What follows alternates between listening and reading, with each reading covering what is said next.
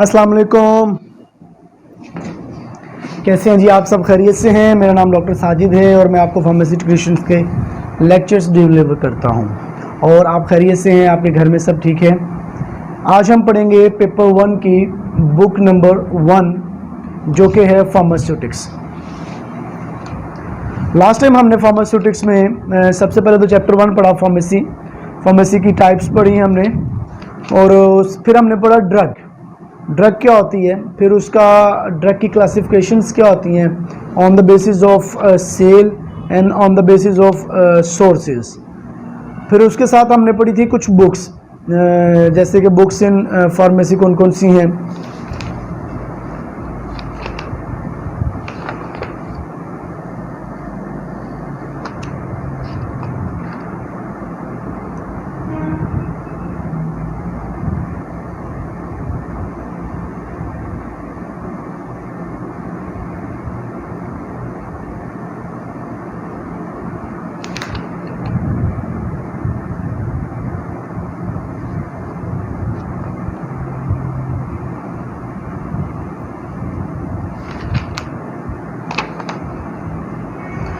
आइए बुक्स वाले चैप्टर को हम एक बार रिव्यू कर लेते हैं।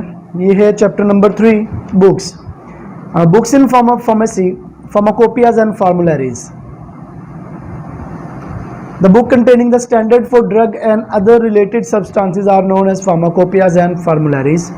वो ये कह रहा है कि वो बुक जिनमें ड्रग का स्टैंडर्ड मौजूद होता है और other related substances are known as pharmacopoeias and formularies. They contain a list of drugs and other related substances. इनके अंदर एक ड्रग की लिस्ट होती है और उनसे रिलेटेड जो सब्सटेंसेस हैं उनके सोर्स, उनका टेस्ट, उनका formulas, preparation, action, uses, dose और स्टोरेज कंडीशन वगैरह सारी होती हैं। बुक्स दो टाइप्स की होती हैं, number 1 is official books and number 2 non official books. They are the books that are written, compiled and published under the strict supervision of the government agency is known as official books.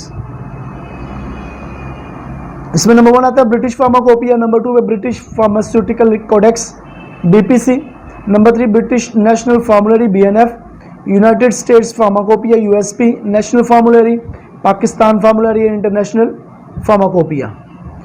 अच्छा, non official books होती है Remington pharmaceutical sciences, Merck index, applied and clinical pharmacology by Katzung, tutorial pharmacy. आइए अब इनकी थोड़ी detail पढ़ लेते हैं, ऑफिशियल बुक्स की और नॉन ऑफिशियल बुक्स की। British pharmacopoeia is the most abundantly used pharmacopoeia in the world. British pharmacopoeia जो है, ब्रिटिश मतलब ये यूके से जो पब्लिश होता है, ये दुनिया में सबसे ज़्यादा इस्तेमाल किया जाने वाला फार्माकोपिया मतलब जिसके अंदर ड्रग की स्टैंडर्ड्स लिखे होंगे, drug manufacturing, drug usages, drug storage, drug delivery, each and everything जिसके अंदर लिखा होगा। Today it is mostly use of their up-to-date monograph regarding the drug. The fundamental responsibility of the BP is on the General Medical Council, which was given to it in 1858.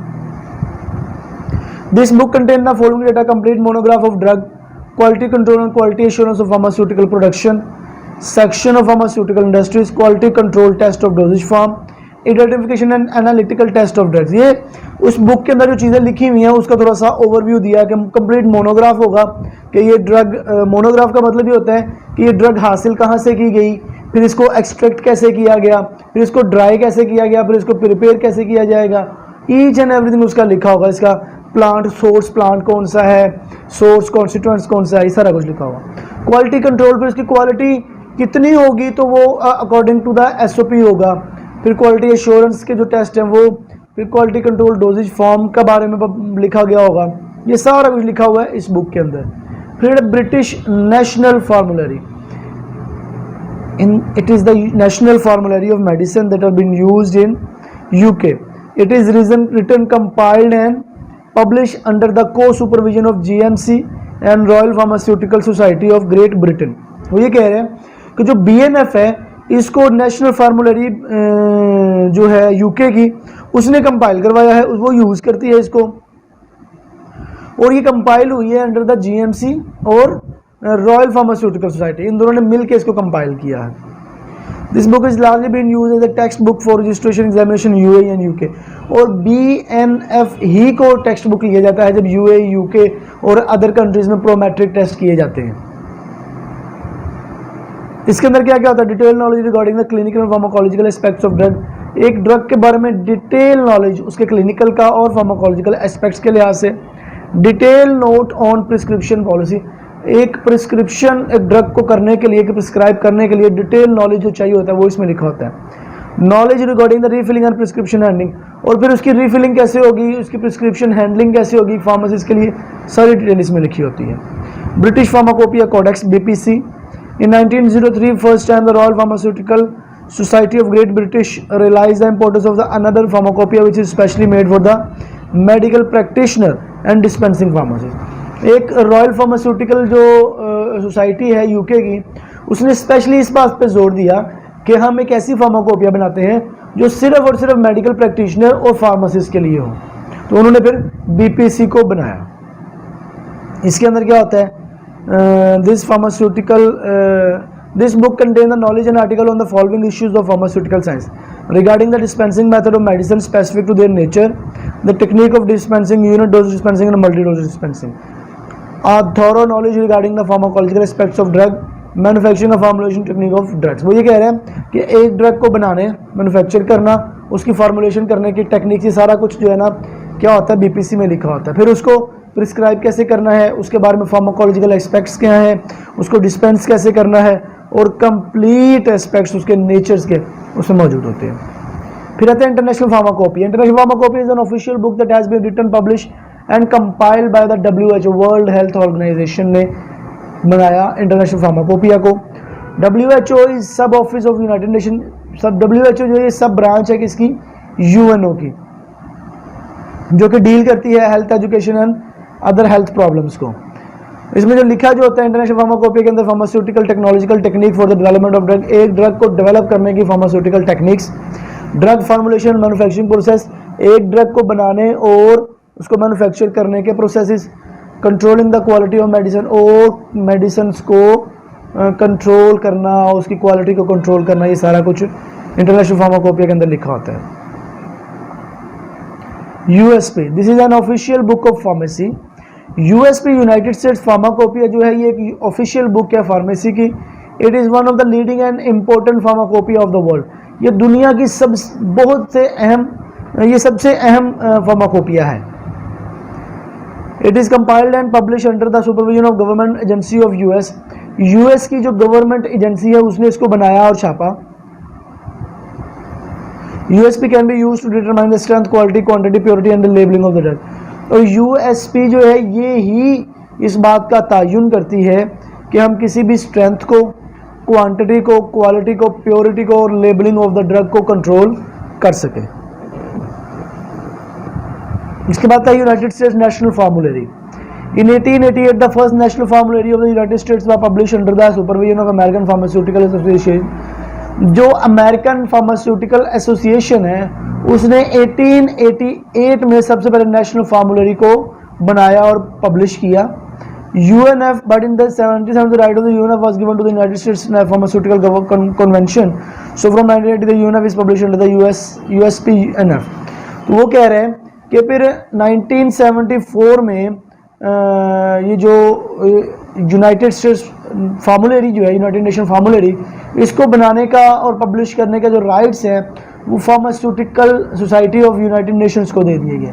अब 1980 से बाद से जब से भी है ये जो पब्लिश हो रही है UNF, ये अंडर द USP-NF के अंडर पब्लिश हो रही है। फिर आते non official books. Remington Pharmaceutical Sciences, this books contain a detailed knowledge regarding all the aspects of pharmacy।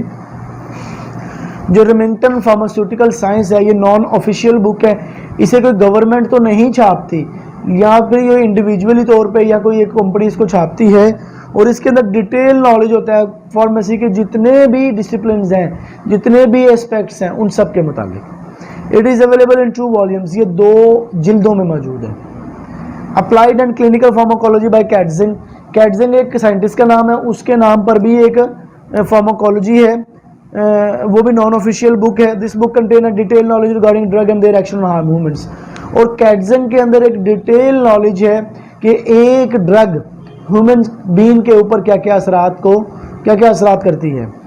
फिर आता है tutorial pharmacy. This book contain a detail knowledge regarding the physical pharmacy. ये tutorial pharmacy जो है इस पे detail knowledge होता है किसी भी फिजिकल फार्मेसी के मुतालिक। ये हमारा बुक ऑफिशियल बुक्स का ख़त्म हुआ। आज हम पढ़ेंगे chapter number 4 history of pharmacy. History of pharmacy, किन किन साइंटिस्ट ने फार्मेसी में अपना कंट्रीब्यूशन दिया। Chapter number 4। और हम लोग सिर्फ और सिर्फ मुस्लिम साइंटिस्ट का पढ़ेंगे कि मुस्लिम साइंटिस्ट जो है कितने हैं जिनका फार्मास्यूटिक्स में एक बहुत बड़ा कंट्रीब्यूशन मौजूद है। सबसे पहले pharmacy is a word which had been derived from a Greek word pharmakon which mean drug और मेडिसिन। फार्मेसी जो लफ्ज़ है ये एक लातीनी ज़ुबान का लफ्ज़ है जिसका मतलब है दवाई या मेडिसिन।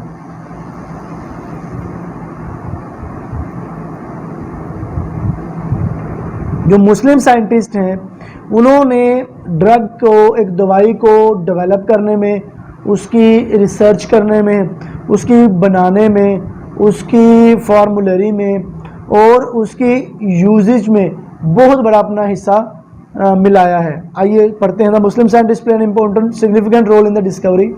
मुस्लिम साइंटिस्ट ने एक बहुत ही मेन रोल दिया है किसमें? डिस्कवरी में, डेवलपमेंट में, फार्मूलेशन में और manufacturing and the use of the drug in according to specific disease, किसी भी खास बीमारी के लिए। There are the following Muslim scientist. Number 1 Al-Kindi. Al-Kindi जो था ये 801 से लेके 873 तक ये जिंदा रहा और उसने क्या कंट्रीब्यूशन दी आइए पढ़ते हैं। Al-Kindi was a great Muslim philosopher. ये एक बहुत बड़ा अल-किंदी एक बहुत बड़ा मुसलमान फिलोसफर था, साइंटिस्ट था, फिजिशियन था और साइकोलॉजिस्ट था। फिजिशियन, साइंटिस्ट और साइकोलॉजिस्ट था। He was born in Kufa. ये इराक के एक शहर कूफे में पैदा हुआ था। He got his early education from Baghdad. और उसने बगदाद के ही मेन शहर, इराक के ही मेन शहर बगदाद से अपनी तालीम हासिल की थी। He play a significant role in the development of many branches of science. इसने साइंस की बहुत सारी जो शाखें हैं उनमें बहुत ज़्यादा डिस्कवरीज, रिसर्चेस की थी, specially pharmaceutical chemistry, medicine, psychology and cosmetics. इसका जो नोटेबल काम है, जो मेन इसके काम है वो है number 1 Al-Kindi was the first person who uses music for the treatment of psychological problem. Al-Kindi ही पहला ऐसा शख्स था जिसने म्यूजिक को इस्तेमाल किया था किस लिए? साइकोलॉजिकल बीमारियों को ठीक करने के लिए। He describe the isolation process of alcohol to form pure wine. इसी ने प्योर शराब बनाने का तरीका ईजाद किया था। He describe how to make perfume. इसी ने परफ्यूम बनाने का भी तरीका ईजाद किया था। He describe in detail regarding cosmetic formulation. इसी ने कॉस्मेटिक्स जो है वो कैसे बनाते हैं इसका दरियाफ्त किया था। इन हिज बुक, उसकी एक बुक थी जिसका नाम था treatise of diseases caused by phlegm. He describe the epilepsy. और इसी अपनी एक बुक में जिसमें उसने, जिसका नाम था ट्रीटीज ऑफ द डिजीजेज, उसमें उसने फ्लैजम जो है एपिलेप्सी उसके बारे में भी डिस्क्राइब किया था। ये हो गया अल-किंदी। सेकंड है इब्न अल-नफीस। इब्न अल-नफीस जो है ये 1213 से लेके 1288 तक जिंदा रहा। Ibn Al-Nafis was the one of the greatest physician, anatomist, physiologist, pharmacologist, sociologist and Islamic scholar of his time. Ibn Al-Nafis जो था ये अपने वक्त का बहुत बड़ा फिजिशियन था, एनाटोमिस्ट था, एनाटोमी को पढ़ने वाला, फिजियोलॉजिस्ट था, फिजियो को पढ़ने वाला और सोशियोलॉजिस्ट भी था। सोशल बिहेवियर्स पे भी इसने बहुत ज़्यादा स्टडीज़ की थी और ख़ास करके सबसे बड़ी बात इस्लामिक स्कॉलर भी था। He was born in Damascus, Syria. ये दमिश्क जो एक शाम का शहर है वहाँ पैदा हुआ था। And later he move to Cairo Egypt, और बाद में ये काहिरा जो मिस्र का शहर है वहाँ पर शिफ्ट हो गया था। And done his research work here, he was renowned for the following, और उसने अपना वहाँ पर रिसर्च वर्क किया, कहाँ पे, काहिरा मिस्र में। और जिन रिसर्च वर्क्स की वजह से उसकी मशहूरी है, जिन रिसर्च वर्क्स की वजह से उसको आज पहचाना जाता है, वो कौन से हैं, आइए पढ़ते हैं। ही was the first person who describe the pulmonary circulation, ये ऐसा शख्स है इब्नुल नफीस जिसने सबसे पहली मर्तबा पल्मोनरी सर्कुलेशंस के बारे में डिफाइन किया था। पल्मोनरी सर्कुलेशंस क्या है कि आपकी बॉडी के अंदर आप ऑक्सीजन को अंदर लेके जाते हैं, कार्बन डाइऑक्साइड को बाहर निकालते हैं। उसके बाद जो आपके लंग्स के एल्वियोलाई है, वहाँ से जब कैपिलरीज में से ब्लड गुजरता है तो वो कार्बन डाइऑक्साइड लंग्स को, एल्वियोलाई को दे देते हैं, और ऑक्सीजन एल्वियोलाई से लेके उसको पूरी बॉडी में पहुंचा देते हैं। He describe regarding capillary and corona circulation, उसने कैपिलरीज का भी बताया, कोरोनरी सर्कुलेशंस का भी बताया, मतलब मेन जो बड़ी नालियाँ हैं उनके बारे में भी बताया। He describes in detail the anatomy and physiology of respiratory system,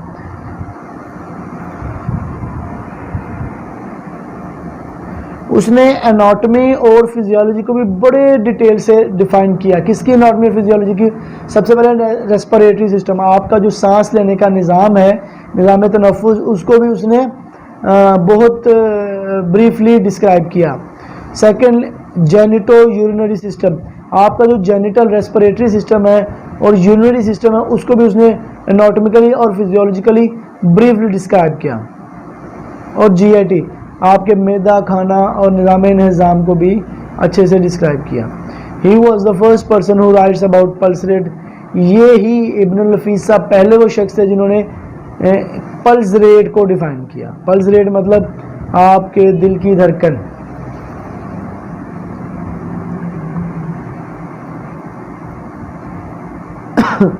He has worked in the development of over 100 drugs, इसने 100 से ज़्यादा अद्वियात की डेवलपमेंट में काम किया है।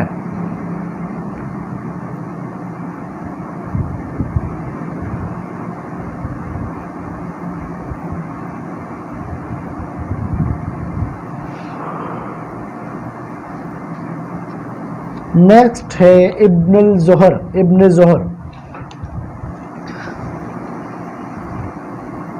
ज़ोहर जो है ये 1091 से लेके 1161 तक जिंदा रहा। इस Ibn Zuhr was the first great Muslim scholar, ये एक बहुत बड़ा इस्लामिक स्कॉलर था, फिजिशियन, सर्जन एंड फार्मासिस्ट, और ये एक फिजिशियन भी था, सर्जन भी था और फार्मासिस्ट भी था। He was a Arab Muslim who was born in Seville, ये एक अरबी मुसलमान था जो स्पेन के एक शहर सिविले में पैदा हुआ था। He got is early education in Spain, उसने अपनी इब्तदाई तालीम स्पेन से ही हासिल की। And done his research works also in Spain, और उसने अपना रिसर्च वर्क्स भी स्पेन में ही किया।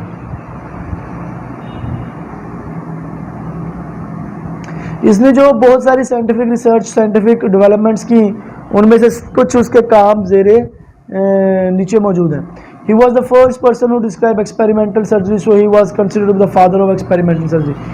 ये इब्न ज़ोहर पहला ऐसा शख्स था जिसने एक्सपेरिमेंटल सर्जरी की बुनियाद रखी, और इसी को एक्सपेरिमेंटल सर्जरी का बाप कहा जाता है। He firstly describe the procedure for dissection and autopsy, ये पहला ऐसा शख्स था जिसने डायसेक्शन, कटिंग का जो है वो कॉन्सेप्ट दिया, और सेकेंडली इसी ने ऑटोप्सी का भी जो जहन दिया।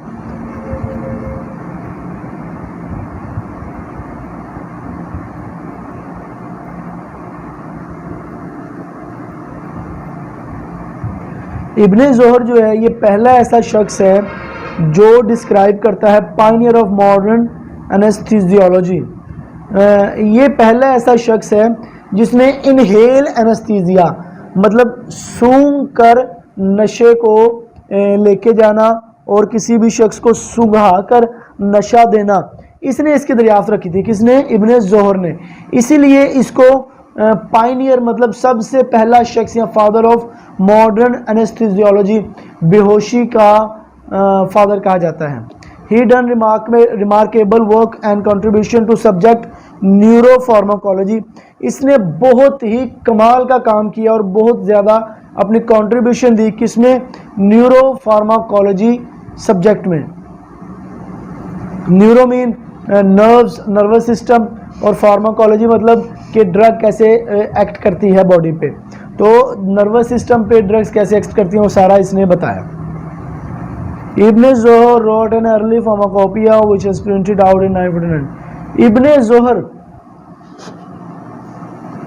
ही ऐसा शख्स था जिसने सबसे पहले फार्माकोपिया को पब्लिश किया। इसकी पहली फार्माकोपिया 1491 में पब्लिश हुई, इसके मरने के 3 सदियां बाद। House amazing. उसके बाद आता है अबू अली सीना, जिसे हम बू अली सीना भी कहते हैं। बू अली सीना was great physician, chemist and astronomer of his time.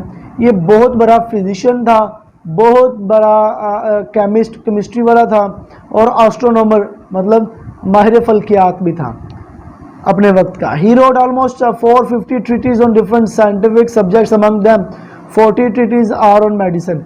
इसने 450 ऐसे कुतबे लिखे मुख्तलिफ साइंस की फील्ड्स, साइंस की दरियाफ्त के ऊपर, और जो 40 इसने जो कुतबे लिखे थे ना वो मेडिसिन, अद्वियात के ऊपर थे।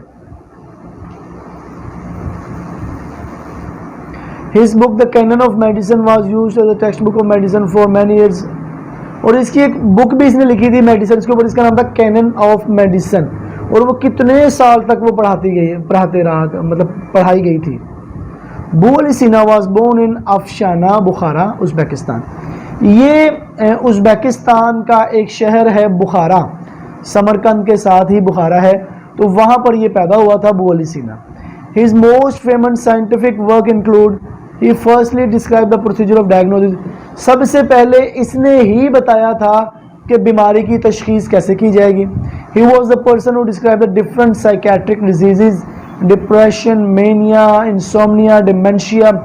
ये बू अली सीना पहला ऐसा शख्स था जिसने साइकोलॉजिकल बीमारियों, नफ्सियाती बीमारियों की दरियाफ्त की। इसने बताया कि डिप्रेशन भी कोई बीमारी होती है, इसने बताया कि नींद का ना आना भी एक बीमारी होती है, भूल जाना भी एक बीमारी होती है। He was the first person who described the paralysis in detail। ये पहला ऐसा शख्स था जिसने फालिज को एक डिटेल से बताया। He described the risk factor of clinical trials। इसी ने बताया था कि जब कोई दवाई ईजाद होती है फिर हम उनको क्लिनिकली अवाम पर चेक करते हैं तो उसके क्या क्या बुरे असरात जाहिर होते हैं। He was the first person who firstly described steam distillation। और इसने ही स्टीम डिस्टिलेशन को भी डिफाइन किया था। नंबर 5 पे है अल बैरूनी, 973 से लेकर 1050 तक ये पैदा रहा, जिंदा रहा। इसका नाम था अल बैरूनी। ये एक बहुत बड़ा फार्मासिस्ट था। Al Biruni was a great pharmacist, physician and geologist. ये फार्मासिस्ट भी था, फिजिशियन भी था और जियोलॉजिस्ट भी था। He was born in Khwarezm. ये ख्वारिज़म में बोर्न मतलब पैदा हुआ था। ख्वारिज़म अफगानिस्तान का हिस्सा है। पहले ये खुरासान का मतलब जो कहा जाता है ना, ये वहाँ का हिस्सा था, फिर ये ईरान में शायद शामिल है ये हिस्सा। His famous scientific work include he work in the development and progress of pharmacy field। इसने फार्मेसी फील्ड की डेवलपमेंट और उसकी प्रोग्रेस, उसको बहुत ज़्यादा उसमें काम किया फार्मेसी फील्ड में। ही रोट एक book Al Saidana fil Tibb. इसने किताब लिखी जिसका नाम था Saidana Al fil Tibb, which description more than 72 herbal medicine. और उस अल सदाना फिल तिब के अंदर 720 से ज़ायद अद्वियात के इसने नाम और उसके बारे में डिफाइन किया। These are arranged alphabetically। He has wrote many other treatises on herbal medicine। इसने बहुत ज़्यादा मेडिसिन के ऊपर कुतबे लिखे। He also described what the active constituents of drug। और इसने ड्रग्स के एक्टिव कॉन्स्टिट्यूएंट्स के बारे में भी बहुत ज़्यादा बातें की। ये है अल बैरूनी। नेक्स्ट है Jabir bin Hayyan. Jabir bin Hayyan को आपने मैट्रिक में भी पढ़ा होगा, उससे पहले भी, तो ये बहुत वेल नॉन फेमस साइंटिस्ट हैं। Jabir bin Hayyan was one of the greatest scientist. ये एक बहुत बड़ा सियासतदान था, केमिस्ट था, and geologist of his time, और अपने वक्त का बहुत बड़ा जियोलॉजिस्ट भी था। जियोलॉजिस्ट कहते हैं ज़मीन की स्टडी करने वाले को। He was born in Iran, ये ईरान में पैदा हुआ। He was the first scientist who introduce experimentation in chemistry. ये पहला ऐसा साइंसदान था जिसने केमिस्ट्री के अंदर एक्सपेरिमेंट्स को इंट्रोड्यूस करवाया।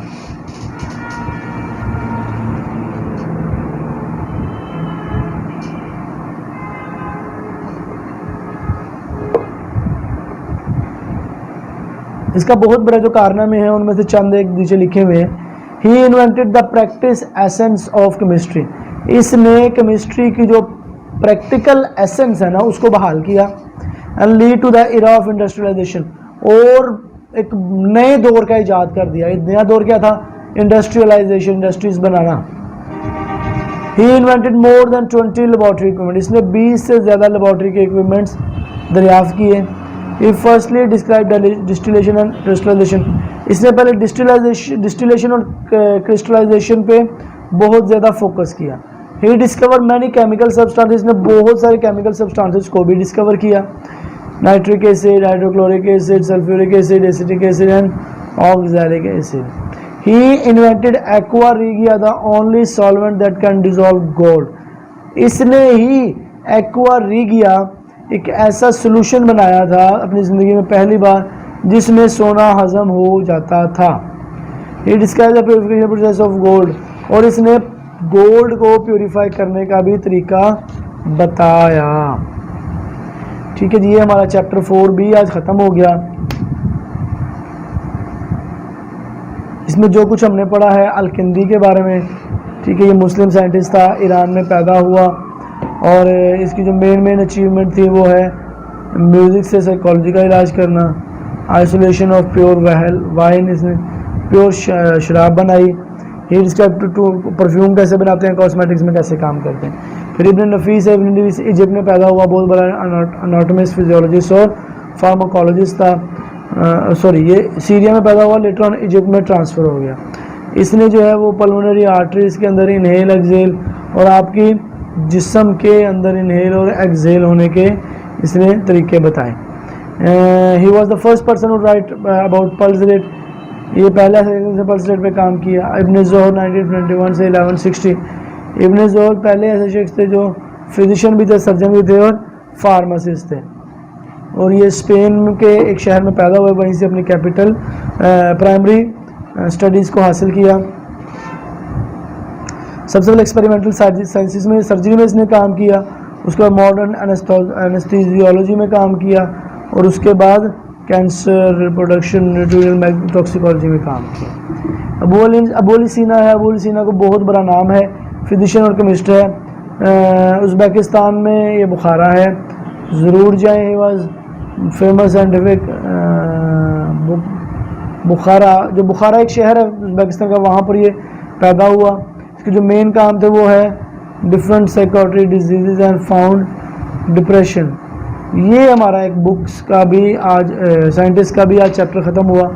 नेक्स्ट टाइम हम लोग टर्मिनोलॉजीज पढ़ेंगे, इसको आप भी ज़रूर याद करके आइएगा। आपने कुछ भी पूछना हो आप मेरे व्हाट्सअप नंबर पर मैसेज करते हैं, मेरे ईमेल नंबर पर मैसेज कर सकते हैं, या फिर आप मुझे कहीं भी मिल सकते हैं। ठीक है जी, अपना ख्याल रखिएगा, अपने पेरेंट्स का ख्याल रखिएगा, और इसको ज़रूर याद करके आइएगा। ठीक है, अल्लाह हाफिज़।